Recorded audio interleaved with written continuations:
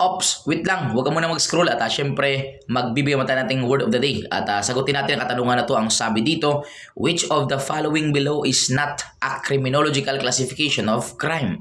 Ang tinatanong sa atin dito is alin daw sa baba yung hindi kabilang sa ating classification or criminological classification of crime po natin.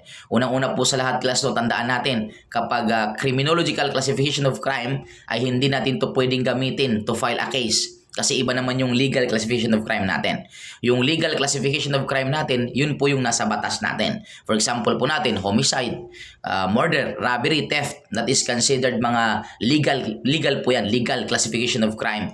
Pwede po natin gamitin yun as a case sa pagpa-file po natin sa isang offender. Pero ang criminological classification of crime ay hindi po natin to pwedeng i-file as a case. Okay? Kasi ito po ay mga tawag lamang ng mga act na nagawa ng isang tao. Letter A, instant. Letter B, episodic. Letter C, acute. Letter D, crime by passion. Saan sa apat na dyan yung hindi kabilang sa criminological classification of crime po natin? Letter A, instant crime. Ito po ay kabilang. Ang instant crime po, from the word itself, instant. So kung mapapansin po natin, instant noodles, instant coffee. So ibig sabihin, pag sinabi mong instant noodles, instant coffee, madali mong gawin, madaling lutuin. Ibig sabihin, ang instant crime, ito naman po yung mga crime na which is madaling gawin. Okay? Short period of time lang ang kailangan para makumit ang isang krimen. That is called, ang tawag doon is instant crime po natin yan. Okay? Pero pag sinabi naman episodic, from the word itself, episode. Diba? Pag nanonood tayo ng movie by episode, so matagal yon, matagal matapos. So ibig sabihin, ang episodic crime naman po are those crime na which is need a lengthy space of time para makumit or para magawa ang isang krimen. That is called episodic yon.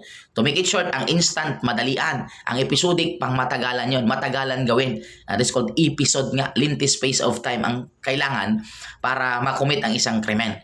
And syempre, yung atin naman pong crime by passion, tandaan natin class, ito yung mga krimen or ito yung krimen na which is ginawa ng isang tao, it's because dahil sa kanyang bugso ng damdamin, dahil sa silos, dahil sa galit, kaya nakapag-commit siya ng nasabing krimen. Ang tawag doon is crime by passion.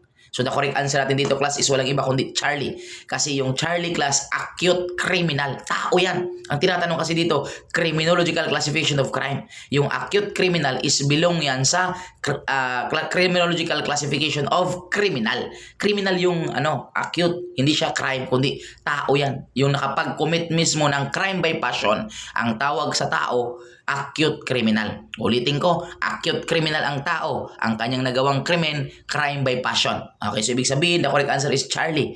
Okay, so yun. Sana nakatulong sa inyo ito. At syempre, ito pa din ang inyong encoder, Mr. Word of the Day, Emmanuel Damasio Schumann, Villa Isabel Carlos sa CBRC, National Lecturer and Registered Criminologist. Nagsasabi sa inyo na para pumasa sa board examination, kailangan natin ang baso siya at tsamba. Baso siya, basa, sulat, and share. Sabay ng tsamba, tiyaga, sipag, at manalangin bawat araw. Thank you so much. God bless you all.